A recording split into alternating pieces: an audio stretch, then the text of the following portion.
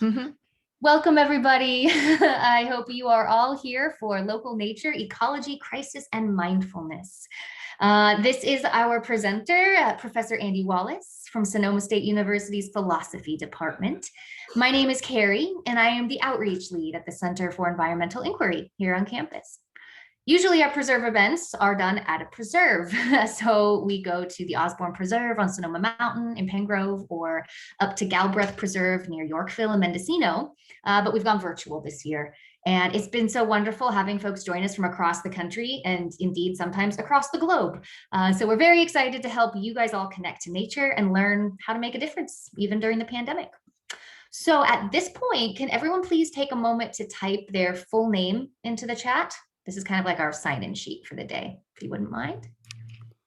And then before I let Andy take it away, I want to tell you a little bit about what the Center for Environmental Inquiry is and how we can be a resource to you. So the center mobilizes faculty, students, and community to solve complex environmental challenges, turning education into action. So we invite you to join our diverse community of learners and problem solvers, no matter your background or your connection to the university, because we believe that all sectors of society are important parts of the community that need to get involved if we're going to be successful. So we want you to leave today with a better understanding of our connection with the environment and skills that lead to sustainable solutions. So many different ways that you can get involved. We have research you can engage with. You can take our naturalist or land management training programs, learn about the virtual field collaboration for undergraduate classes. There's internships, student jobs, data to access. You can lead events like this. You can partner with us on projects or help us create more programs like this by donating, since they're actually funded completely by generous support of donors. So thank you for joining us today. Please just know that each of you has a role to play, and I hope you will choose to get environmentally ready with us as we tackle the greatest environmental challenges in history. Today, we're going to focus on why we as humans on the whole aren't doing what needs to be done to address climate change, and one approach to increasing our motivation to take action: mindfulness to promote compassion and kindness for nature. Now, one thing Andy will mention is the SSU Sustainability Pledge. So I'm happy to answer any questions you have about that. It's coming out almost exactly a year from now, but there's a whole process underway before that. And there are opportunities for you to be involved as a volunteer if you choose to do so. And there's also resources I can provide to you. So when he gets to that point, I'll say a little bit more, and feel free and contact me if you have any questions about the Sustainability Pledge. It's going to be a big effort on campus. All right, so for today, Andy is going to present, lead us through some exercises, and give us instructions for an individual practice that we'll all go outside, if possible, to do during the event. Then we will come back and share and discuss, ask questions, and prepare to take what we've learned out into the world to help make a difference. Andy will tell you all about exactly what to do. He might give you some questions to answer during the event. And then afterwards, do feel free and email me for any follow-up. I will go ahead and put my email in the chat. And it's also the same that you got in the registration email. So I see your videos are on. Do please keep your audio muted to minimize background noise, unless you have something to say. And Andy would love to see your faces and hear your questions. So feel free to keep those on unless he asks or otherwise. And we encourage you to type any questions you have into the chat if you'd like to do it that way as well. So with that, I am excited to turn it over to Andy. Thank you, Carrie. It's really great to be here. And I see a lot of faces from my mindfulness class, which is fantastic, and new faces. So, and I see some of you are actually out in nature right now, which is really, really cool, which makes it easier for me to do the outside in nature exercise. So, but I do have a way of refining it and revising it if you can't get outside. Yeah. So I've got a PowerPoint presentation which I want to share with you, and I'll pull it up. Can everybody see that?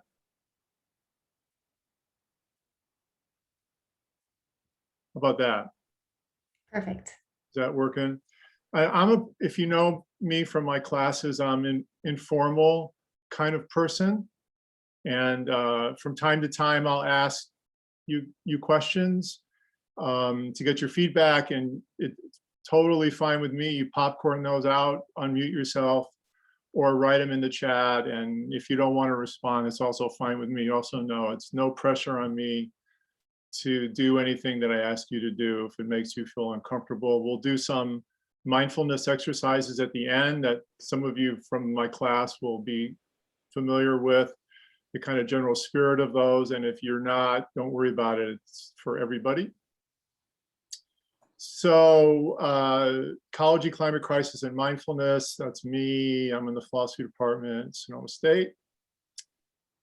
And this is a quote that I really like to frame this talk on what we can do to protect our planet. What we hold dear can heal the world, which speaks to my intuition that if we can awaken a stronger heart connection to nature, we might be able to make a difference in the future. So I've been here since 1998. Does it make me an old fogey? I was a little embarrassed to say when I actually got here, but so I've been here since 1998, and I work in the area of moral philosophy and the biology and psychology of morality. And lately, I've been working on the science of mindfulness, studying the science and studying the transition from Buddhism to a secular science of mindfulness, big interest of mine. Science of compassion, I also teach on Buddhism. And these are the classes that I teach for the general population. I teach other classes in my capacity as a professor in the department, but I got trained at Stanford University Medical School to teach this curriculum that they developed there called Compassion Cultivation Training. And I teach that, it's an 8-week class. I teach that at the School of Extended International Education every fall. I'm certified to teach that. And then I got certified as a mindfulness instructor through this center at UCLA. And I teach a free drop-in class every Friday called Mindfulness and Self-Care, also through the School of Extended and International Education from 12 to 12:30. And I'm proud to say that I'm launching a new class for Osher in the fall called Meaning and Joy in Mature Adulthood, which will be based in mindfulness also. And if you have questions at the end, I can talk more about these classes. My current research is on love and awareness, on the caregiving system and human flourishing, on the connections between mindfulness and compassion, and on the evolution of morality. And I'm going to be using some of this research to frame this discussion today, especially what we're learning in the new science of emotions about caregiving and how important and healthy it is for us to become caregivers. So my hypothesis is that cultivating mindfulness can help motivate us to protect nature and ourselves from our own worst instincts. We have to draw upon our own instincts to protect ourselves from our own instincts. And mindfulness is a very powerful tool for doing that. Can be a very powerful tool for doing that. So I want to ask you now, what arises for you when you see this image of the planet? And you can type this in or popcorn it out. What thoughts, emotions emerge for you as you look at the earth?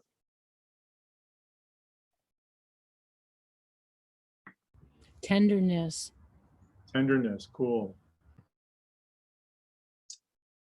And maybe Carrie, if you could read the chats. Sure, yeah. So people have a variety of responses: home, love, and beauty, lots of water, worry, hope, protection from global warming, the blue marble, wonder, the mind of God, Yeah. beautiful, complex. Yeah.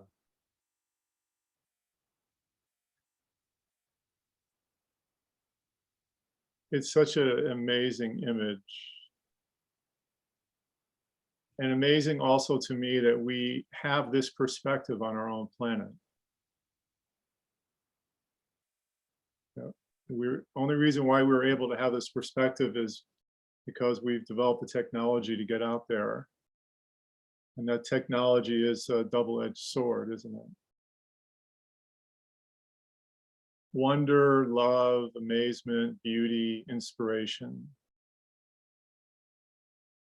fear. So here's a little clip. Now this could be something that you already know. And how do I may not be able to play it in the. Tell me if you can hear it. I might have to click another button. From pollution Can you hear to that? overpopulation are Right. driving up Yeah. the Earth's temperature and fundamentally changing the world around us. The main cause is a phenomenon known as the greenhouse effect. Gases in the atmosphere, such as water vapor, carbon dioxide, methane, nitrous oxide, and chlorofluorocarbons, let the sun's light in, but keep some of the heat from escaping, like the glass walls of a greenhouse.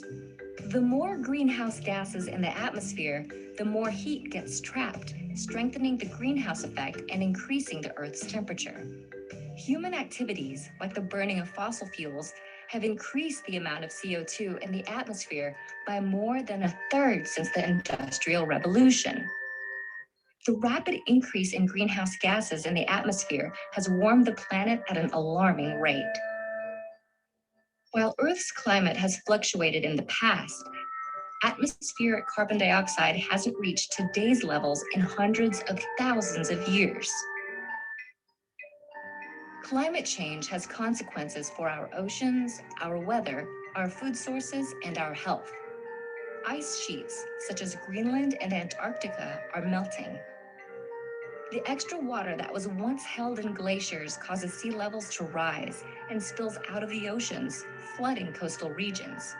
Warmer temperatures also make weather more extreme.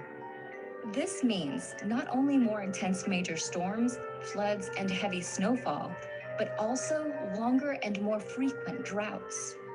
These changes in weather pose challenges. Growing crops becomes more difficult. The areas where plants and animals can live shift, and water supplies are diminished. In addition to creating new agricultural challenges, climate change can directly affect people's physical health. In urban areas, the warmer atmosphere creates an environment that traps and increases the amount of smog. This is because smog contains ozone particles, which increase rapidly at higher temperatures. Exposure to higher levels of smog can cause health problems such as asthma, heart disease, and lung cancer. While the rapid rate of climate change is caused by humans, humans are also the ones who can combat it. If we work to replace fossil fuels with renewable energy sources like solar and wind, which don't produce greenhouse gas emissions, we might still be able to prevent some of the worst effects of climate change. Okay, thank you, thank you. Cool. So now let me go back to my screen.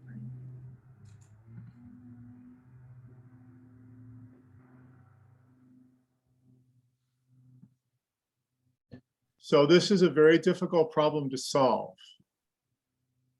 It's a very hard nut to crack. And I just, yep. Oh, is that a little sound? Can you hear me? I fixed it. Yeah. I expect none of these ideas are going to be new to anybody here, but it can be helpful to remind ourselves why it's so difficult to arrest the climate catastrophe we're facing. Our economy is based on fossil fuel consumption entirely. There's a lot of money being made and continues to be made from fossil fuels, which extends through virtually every sector of the economy: banking, finance, Some of the largest and most powerful corporations are fossil fuel companies. And then this translates into a lot of power in the political sphere. And then we have an ethic in our society that teaches us to believe that the good life is based in material consumption. And this is a deep value and reinforced in many, many different ways in our social existence. And this value has to be, this hegemonic social ethic has to be changed, because an ethic of the good life as material consumption is unsustainable. And then psychologically, the dangers in the future, but it requires fairly substantive changes in the present to avoid catastrophe, and we're not very good at doing that in general. And this is not meant to be exhaustive. This is just to highlight some of the more obvious, deeply intransigent obstacles to affecting meaningful social change. And then finally, I want to just add in a slide on the fact that we are extremely poor evaluating risk. We're quite irrational in evaluating risk. We tend either to exaggerate or underestimate risk.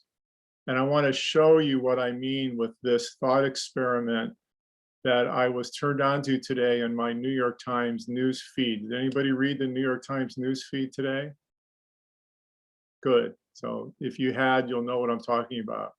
This is a wager that a law professor at Yale uses to illustrate poor evaluation of risk to his law students. He calls it God's wager. It's a thought experiment. Imagine that God comes down to us and says, I have an amazing new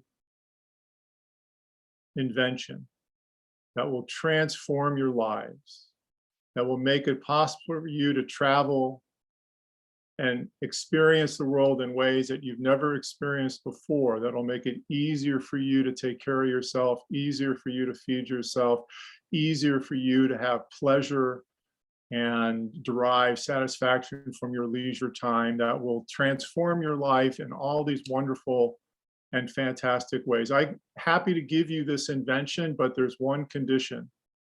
And the condition is that if you accept this wonderful new invention, you also have to accept that I will pick 1,000 people every year and kill them. And the question is, would you accept the wager?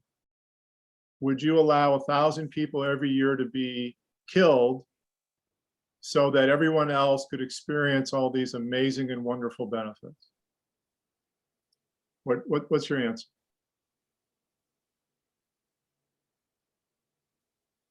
Would you do that? You can chat it in, or you can just pop it out. Well, I feel like you'd have to say yes, because God's going to kill more people than that anyway, Okay. right? People are dying every day. Yeah, so you have a yes. What about the other people? Would you do that?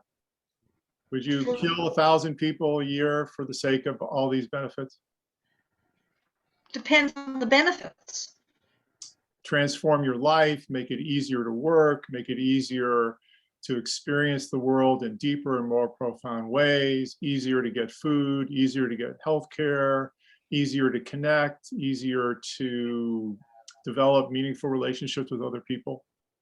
Well, if it were done in a way that benefited the planet, my answer would be yes. If it were done in a way that was uncaring as far as the rest of life on Earth matters, absolutely not.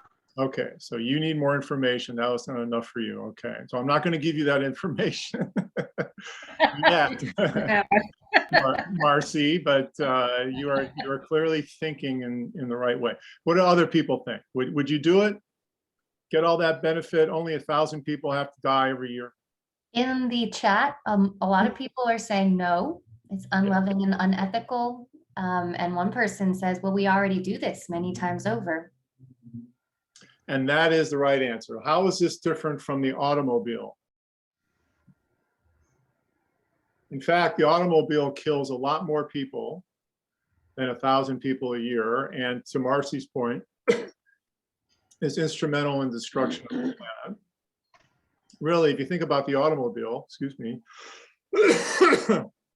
in this light, I can't help but every time I look at an automobile, just feel a sense of disgust at the effect of using this technology on the planet. But if you said no, it indicates that we kind of get adapted to accepting risk when we shouldn't. Because if it's ubiquitous and every day, we don't think about it, it makes our life easier, like the automobile. And to change our reliance on the automobile, well, that's massive. That's massive change. So we don't do good at risk. We're not good risk evaluators. And finally, we are alienated from nature for the most part in our society. Material conditions of existence for us alienate us from nature, both inside us and outside us. Now with the dominance of digital technology, I think digital technology gets in the way and mediates relations of persons to themselves, to others in the natural world fairly powerfully. As a result, our direct experience of nature becomes muted, obscured, and less accessible. And I think also it's more difficult to know who and what we are as a result of this alienation from nature, which follows from the way in which society is currently organized.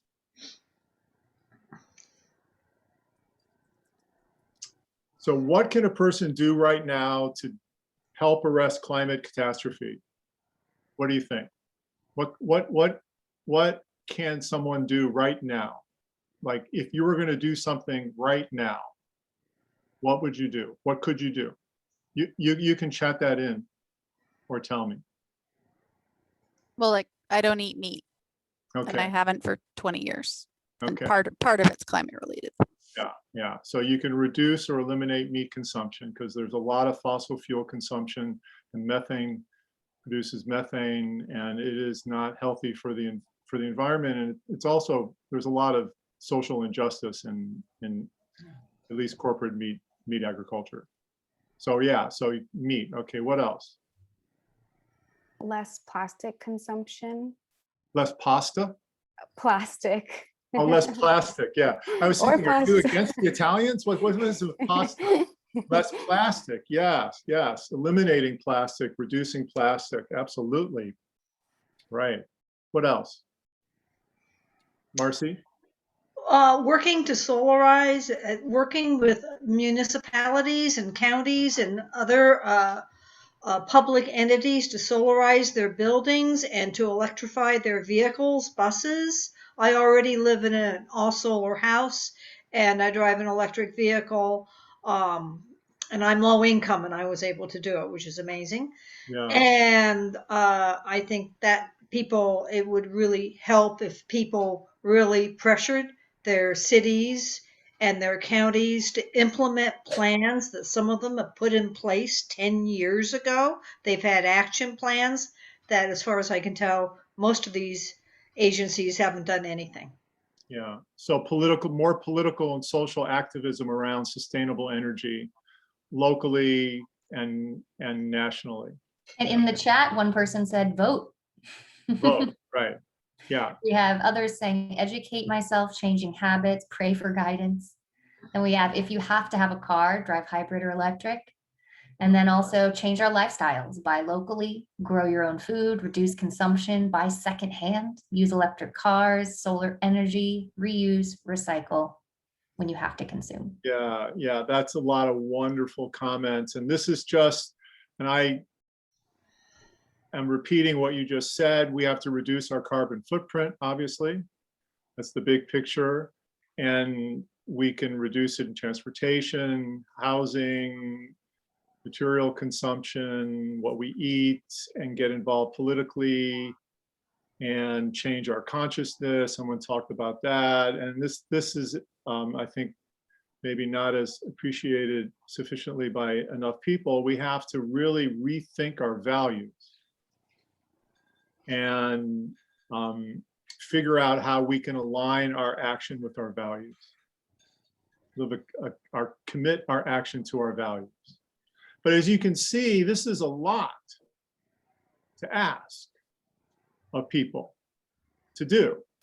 And maybe here, because many of you here already are aware and committed in the ways that other people need to be committed, you're doing this. And you don't have to answer this question, but how much of all of this are you doing right now? You know, and you don't have to answer that question, just think about it. How much are you doing? We like the idea, I like the idea, I support it, I'm behind it, but how much am I really doing in all these different areas, and can you do more? And why aren't you doing more? You see, that's just a question to reflect on, not that you have to answer it. And certainly not to feel guilty in any way. That's the opposite of what I'm going to be talking about. Because I don't think guilt is an effective, sustainable, strong enough motivation.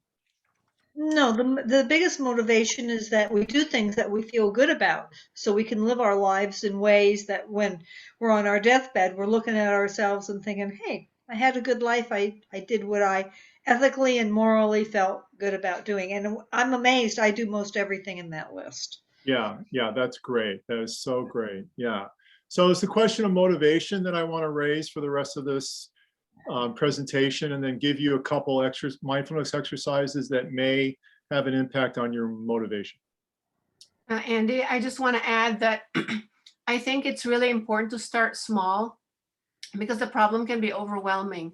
Yeah. So I started small, but I started 30 years ago. And so over 30 years, it's become not as small as it used to be. But if we look at the problem and we look at everything that we have to do, it's only going to overwhelm us, because habits are hard to change.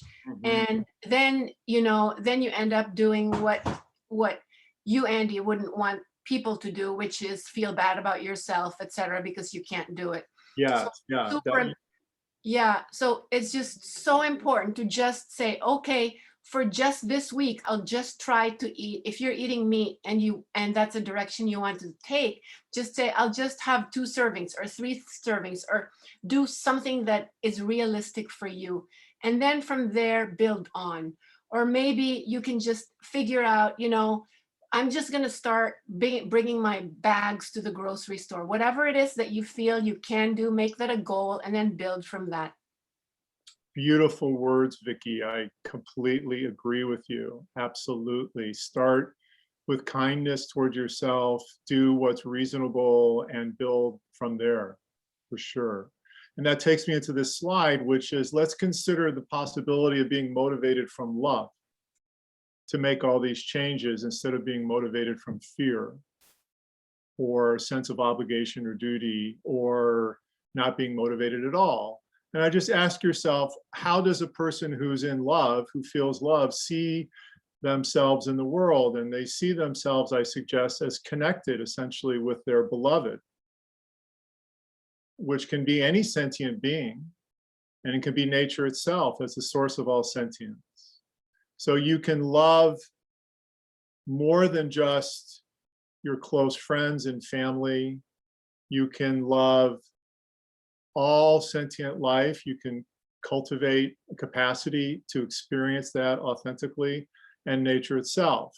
So you can see, then you understand yourself from the perspective of love as existing in common with other human beings, in common with all other sentient life, in this sense of universal interconnection. Love makes it possible for you to perceive that connection and to translate the perception into action. Harm to the beloved is harm to yourself.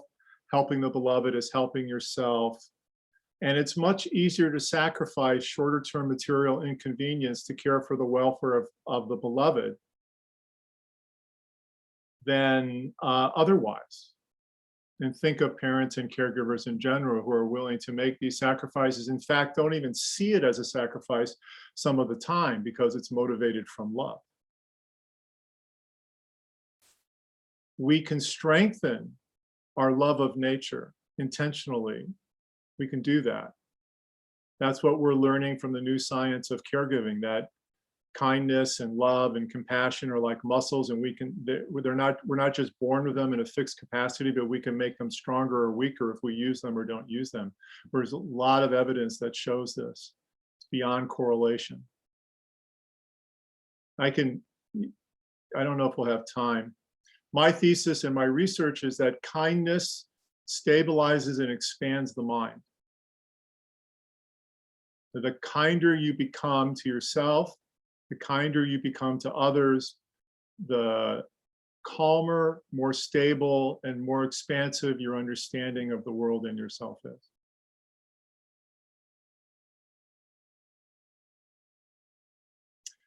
This is a definition of mindfulness that I use in my mindfulness class that I have developed from my training at UCLA and my own research.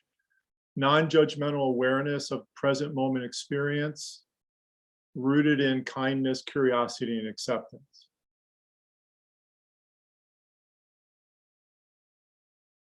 Non-judgmental awareness of what's arising for you right now, whatever's arising for you right now, observing it, noticing it, acknowledging it, being present with it, based in kindness.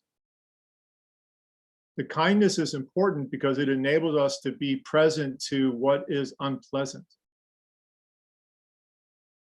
If anxiety is arising for you, or what the Buddhist psychologists call an afflictive emotion like anger or frustration or other forms of reactivity, what we need is kindness. Kindness is the antidote to those afflictive emotions. They calm us down, just like when someone who loves us gives us a hug when we're upset. It's the kindness that calms us down, that reassures us, that gets us back in touch with our true self.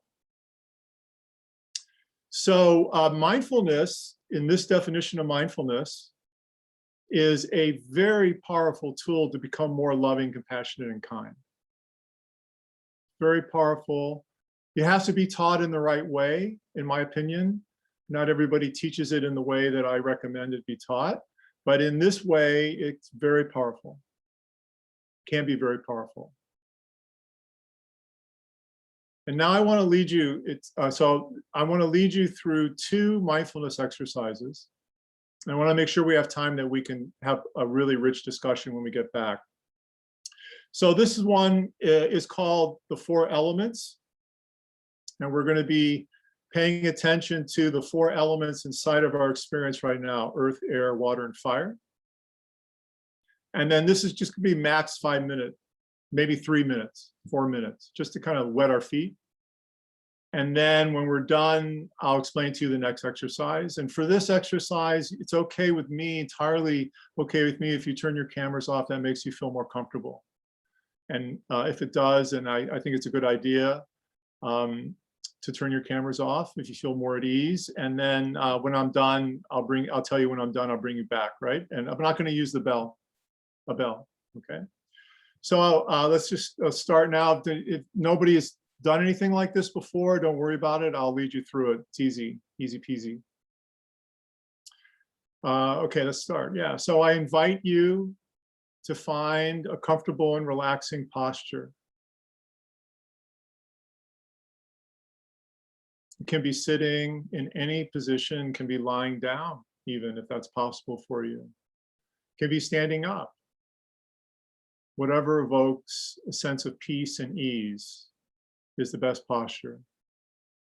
Your eyes can be closed or they can be open, depending on your comfort level. And it's okay to take a few deeper belly breaths, if that works for you. And then allow your breathing to find its own natural rhythm. No need to control it in any way.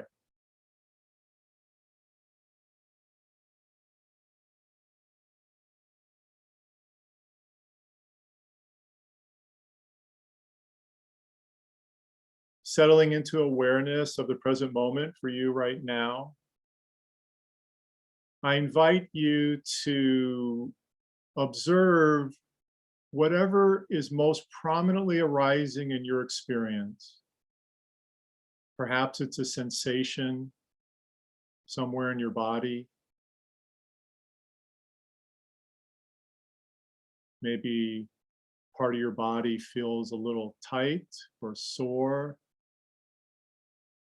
Or maybe it's a sense of relaxation that you're feeling in your body. Or maybe it's an emotion that is prominent for you. Maybe you're a little anxious, or you feel a little uncomfortable, or maybe you feel peaceful and calm.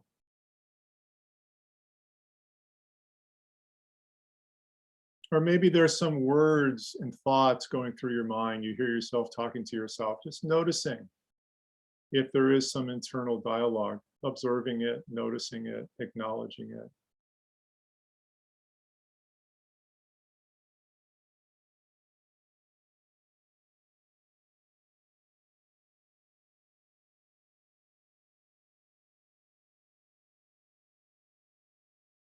And I invite you now, as best you can, to experiment with exploring experiences of solidity in your body in this moment. Could be a sense of being held by the chair or the couch or the earth or the ground or the contact with the ground.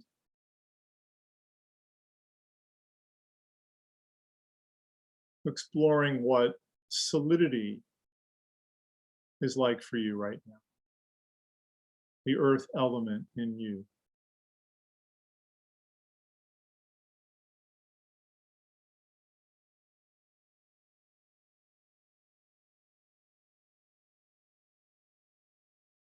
We can let that go, and we can move on now to exploring the element of air or wind in your experience. Perhaps breathing, the inhalation and the exhalation is an air element for you. Or perhaps you feel the wind against your skin. Air in you.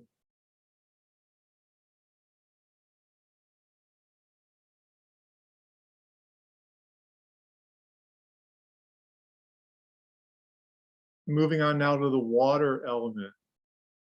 Perhaps it's moisture in your eyes or in your mouth, or maybe some sweat, or your palms are wet, or maybe just the blood pulsing through your body, the water element.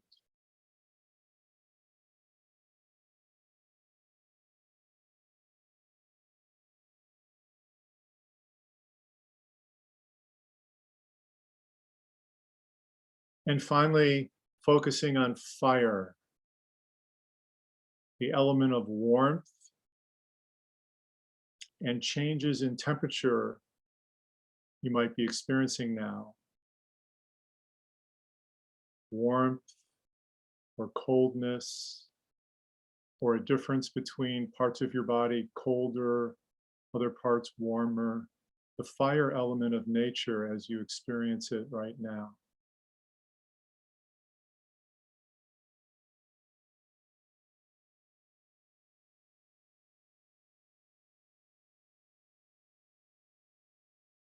And letting that go and coming back to a general awareness of your body overall, with its earth, air, water, and fire elements. How does it present to you as a whole?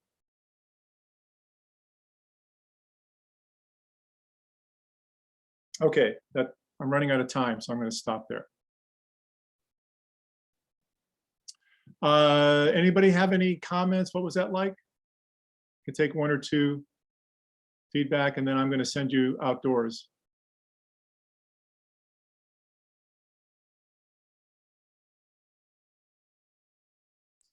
It felt like we were a perfect balance of all the elements in one little package for me. Cool, cool. That's cool to hear. Okay, so this is called sky gazing. So I'm just, it's a simple exercise. I'm not going to be out there to guide you through it. So if you can go outside, then what I'm suggesting you do is to find a spot in front of a tree from which you can see the sky around the tree. So a tree that you can get a little distance away, and also a tree that you can approach, and a tree that interests you, if you have something like that. Or it could be a bush, I guess a big bush. And then I want you to just spend, 30 seconds looking at the tree framed by the sky. See what arises in your experience, and then approach the tree. You get up close to the tree, you no longer can see the sky because you're right up against the tree. Gently touch it, feel the bark, smell it, run your hands up and down it, look at the base of the tree, look up to the top of the tree, and notice the difference in your experience.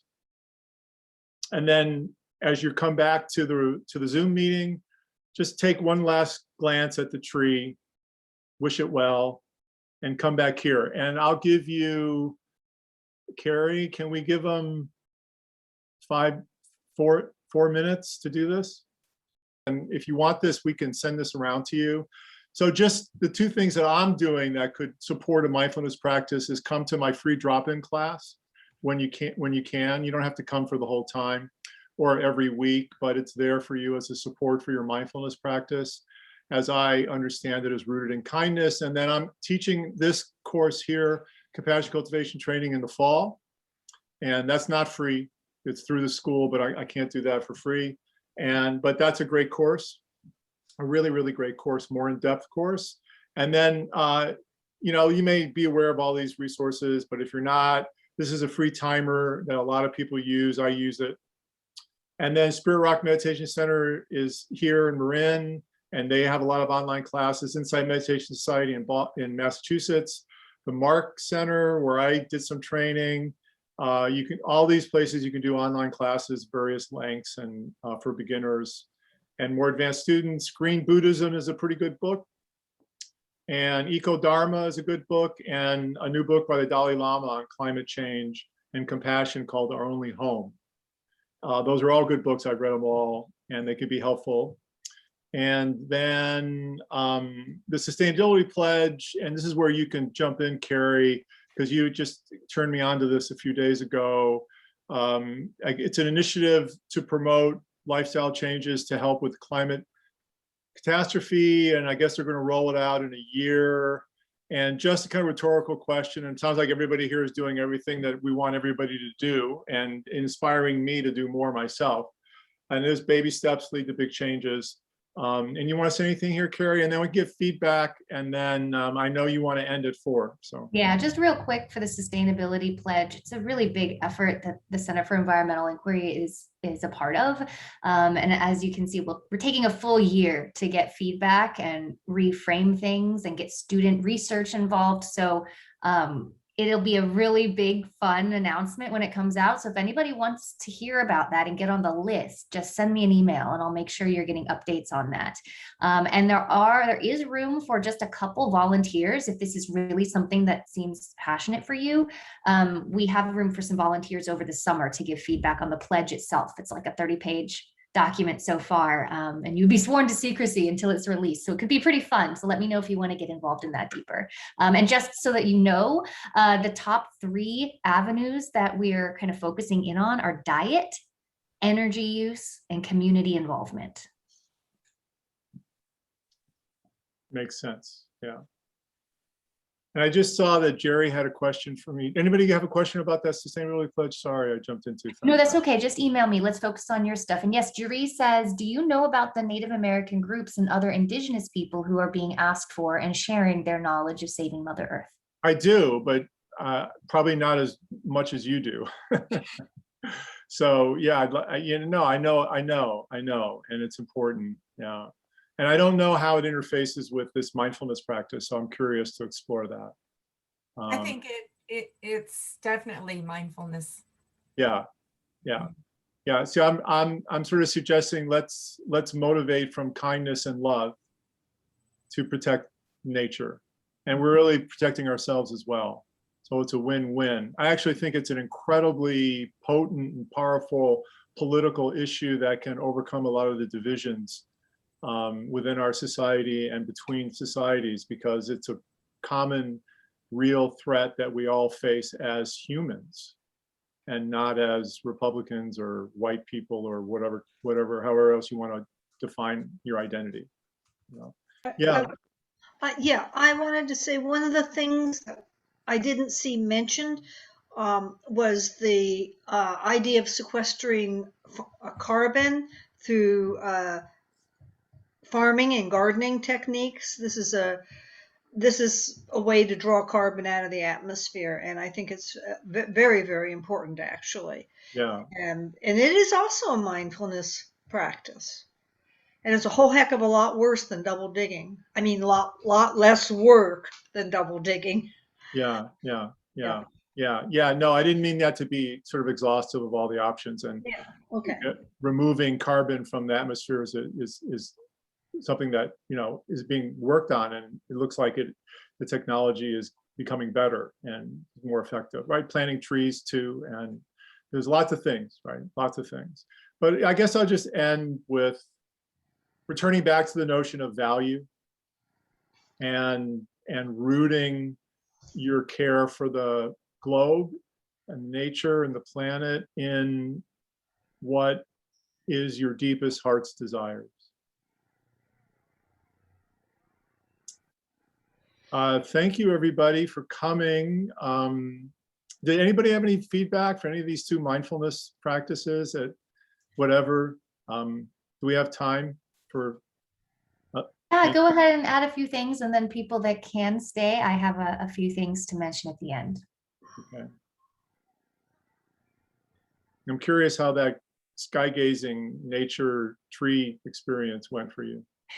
But since people are leaving, I'll just encourage you all to take a look at the center's website, because we have a bunch of upcoming events you might be interested in too, and you can share them with people all over the place. So Yeah. that's my plug there. Okay. Well, thank you for coming. And it was so much fun for me to facilitate this discussion, and you inspire me to be the person that I would like to be. So thank you. Great. This has been really great. Thank you, Andy and Carrie. Thank you, everybody. Thank you, Andy. And oftentimes we do have some people stick around, so I'm just going to go ahead and close out for that. And this is all recorded too, so you can access this all afterwards. So again, the sustainability pledge, just let me know if you have anything about that. And then I just want to give a huge thank you to Andy too, because I just emailed him out of the blue and said, I've heard of your compassion work, and I want you to do something for us. And he said, absolutely. And it's just been such a pleasure formulating this event with you and coming to your Friday sessions. And you're such a resource. So thanks for doing this, and for all the people that showed up today. So just making sure everyone signed in, sent their email to me if you need anything, and then just letting you know about some upcoming events. If you're not familiar with the center, you might not even know what kind of things we do. So the next one we have is called Deep Dive, Making Our Lands Resilient. And so landscape resiliency is a really big topic. And it's led by someone who's done many events for us in the past. He's so encouraging and impactful and really easy to listen to. That one's next Thursday. And then next Friday is the Sudden Oak Death Blitz. Not a very nice name, I know, but I actually work with UC Cooperative Extension, Sonoma County as well. And it's a big disease around here, killing our oak trees. And it's a way to get your trees tested for free. It only happens once a year. Normally it costs almost $100. So it's a great way to do that. It's also a great way to get families into nature during a pandemic, because you train online and then you go out on your own. You can go to parks, you can go to your own land, you can walk along roadsides, it's a great way to explore. You can get community service if you're like a middle school student that needs hours. And of course, anyone interested in citizen science or biodiversity or protecting oaks. And it's bilingual, completely bilingual in Spanish. So if you know anybody who speaks Spanish who wants to do something like this, it's the first time that we're truly bilingual. I'm very excited about that. And then we have a very interesting event showcasing student research on homelessness and water quality, which is a very complicated issue. And they've been doing research projects with funding from some amazing local groups for the last semester. And so they're going to give us a preview of their work on May 8th. And then the very last event of the year is one of our local, it's actually a live from the field event. So it's aimed at undergraduate students. And it was a whole project started about a year ago to get students in touch with field experiences during the pandemic. So when they had all their field trips canceled and all of their guest experts couldn't come, what can we do to get them connected? So we have field sites from around the world, literally, that make videos, and then there's Q&A, and you get to see them out there doing their work. This event's all about how field research actually impacts society directly. So it's a really fascinating event, and Pepperwood Preserve, one of our local preserves, is involved. So all those are on the calendar page. You can attend them from anywhere. Just want to say so much gratitude to everybody, and especially Andy. And this, again, if you want to see the recording of this or share it with people, I'll get that posted in just a few days. And I'll see some of you next Friday. Jury, if you want to connect with Andy, is it okay if I give you each other's email about the nature photography? Yeah, I'd love that. Thank you. Thank you so much. Yes, and I'll reach out to you, Jerry. That'd be great. Yeah. Thank you Thank very you much. all. Andy. Thanks for coming, Lynn.